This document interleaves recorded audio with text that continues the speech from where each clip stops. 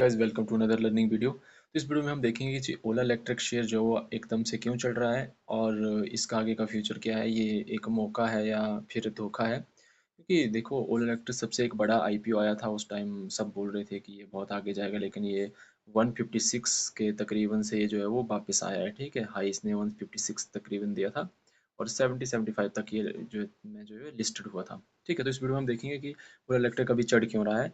पहले हम इसका चार्ट देखते हैं। तो अभी ये जो ट्रेड कर रहा है वो 54 के आसपास ट्रेड कर रहा है, 54.13 के आसपास ट्रेड कर रहा है। ठीक है, तो इसका चढ़ने का रीज़न है क्योंकि अभी ये इसलिए ग्रोथ दे रहा है क्योंकि जो ओला इलेक्ट्रिक के लिए जो सब्सिडीज़ मिलती थी ना, इसके S3 जो स्कूटर थे उसके लिए जो सब्सिडी मिल रही है वो अभी इसको S3 को भी मिल गई है। मतलब उसको भी सब्सिडी के दायरे में ले आए हैं।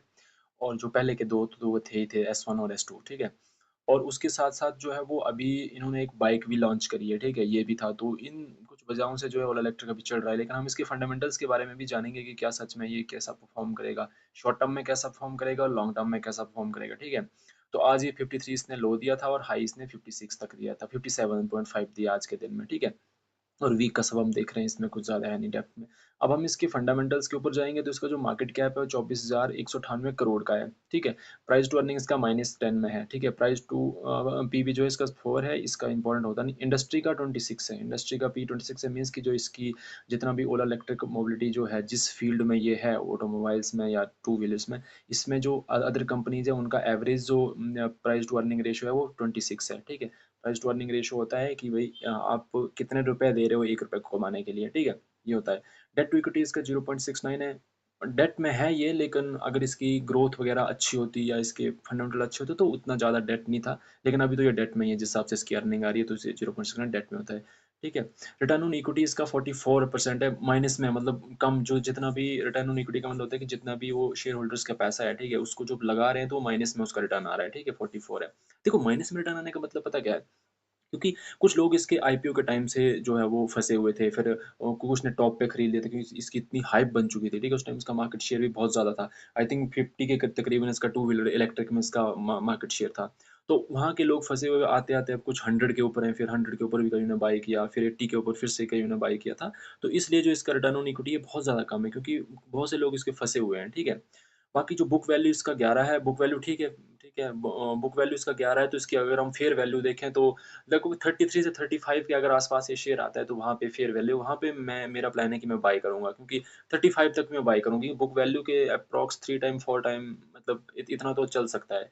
ठीक है, इतना हम इसको खरीद सकते हैं। फेस वैल्यू इसका 10 है। ठीक है, इसका भी कुछ नहीं है। अब इसका और किसका ना कॉम्पिटिशन इसका बढ़ चुका है। उस टाइम 50% मार्केट शेयर था क्योंकि मार्केट में कोई कंपनी और थी नहीं। अभी ओला इलेक्ट्रिक कॉम्पिटिशन किस-किस के साथ है? ओला इलेक्ट्रिक कॉम्पिटिशन है वो जो ईथर मोटर है उसके साथ उसका कॉम्पिटिशन है। मारुति ने सॉरी हीरो होंडा ने इसमें ले आए हैं। ठीक है, तो ऐसे बहुत सारी कंपनीज़ हैं जिनको, जो बड़ी कंपनी है जिनके साथ शेयर है।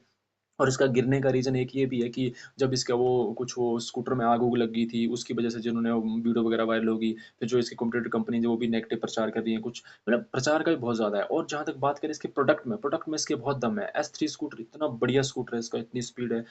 इसमें देखो, है बहुत, इसमें पोटेंशियल बहुत ज़्यादा है, लेकिन अभी कुछ वजहों से ये बहुत ज़्यादा नेगेटिव चला हुआ है।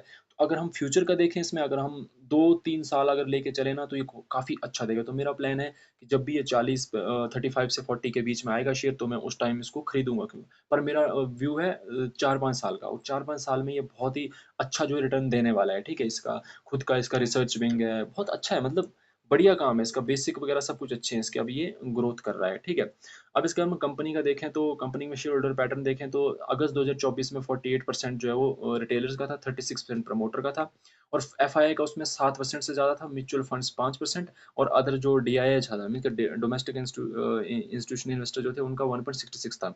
वहीं अब हम जून 2025 में आते हैं, तो रिटेलर का इसमें 55% है, तो प्रमोटर का 36% है, क्योंकि उसमें इन्होंने जो आईपीओ वगैरह आया था, इस वजह से उसने अपने कुछ शेयर्स बेचे थे। ठीक है, एफआई ने उसमें कम किया है 4% का, और म्यूचुअल फंड ने भी इसमें कम किया, और डीआई ने भी इसमें कम किया, इसी वजह से, क्योंकि इसमें जब नेगेटिव प्रचार चल रहा था और जब ये गिर रहा था, ठीक है, तो और बाकी मार्केट गिरी थी, तो इस वजह से जो है वो रिटेलर्स उसने एफआई और म्यूचुअल फंड ने इसमें और डीआई ने अपनी हिस्सेदारी को कम किया है। ठीक है?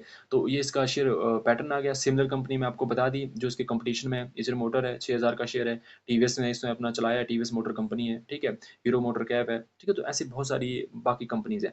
लेकिन मैं आपको बताऊँ इसका जो स्कूटर है ना, स्कूटर इसका बहुत अच्छा है, मतलब एस3 स्कूटर बहुत बढ़िया है इसका, मतलब मैं तो बोल रहा हूँ कि आने वाले टाइम में ये अपना ज़रूर मतलब अच्छा करेगा आने वाले टाइम में, अगर आप लॉन्ग टर्म के इन्वेस्टर्स हैं, तो करें वो। अब इसका हम देख सकते हैं कि सर कहाँ हम बाय कर सकते हैं। मेरा क्या प्लान है? मेरा प्लान है कि अभी ये शॉर्ट टर्म में जा रहा है जिस वजह से, लेकिन मेरा ये प्लान है कि जब ये शेयर जो है वो 40 से नीचे आएगा, ठीक है? 40 शायद आए भी ना, 50 से नीचे रहे, लेकिन आएगा ये किसी कभी ना कभी आएगा। 45 से नीचे-नीचे मैं इसको बाइंग स्टार्ट करूँगा और 35 तक लाऊँगा, ठीक है?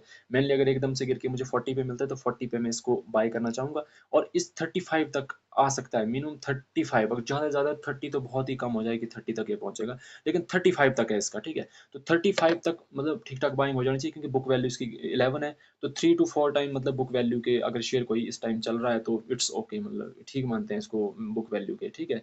तो 11 है तो मतलब 35 से नीचे नहीं आएगा ये शेयर, ज़्यादातर है 30 से 35 के बीच में रहेगा ये, तो मैं 40 से नीचे बाइंग इसमें करूँगा। और देखो इसके अगर ये ऊपर जाता है तो इसकी बाइंग सेलिंग कहाँ पे आएगी?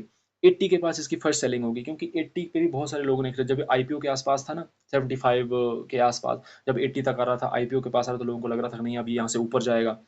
क्योंकि आईपीओ 75 से 76 के आसपास ही रजिस्टर्ड हुआ था, ठीक है? तो वहाँ पे भी इसका अच्छा खासा है और वहाँ पे सेलिंग है और 100 के पास इसमें दोबारा से सेलिंग आएगी, ठीक है? 100 के पास बहुत से लोग 100 पे भी फँसे हैं, तो जैसे ही 50-80 तक जाएगा तो वहाँ लोग सेल करना शुरू करेंगे, फिर मार्केट नीचे आएगा इसका 100 तक जाएगा फिर से।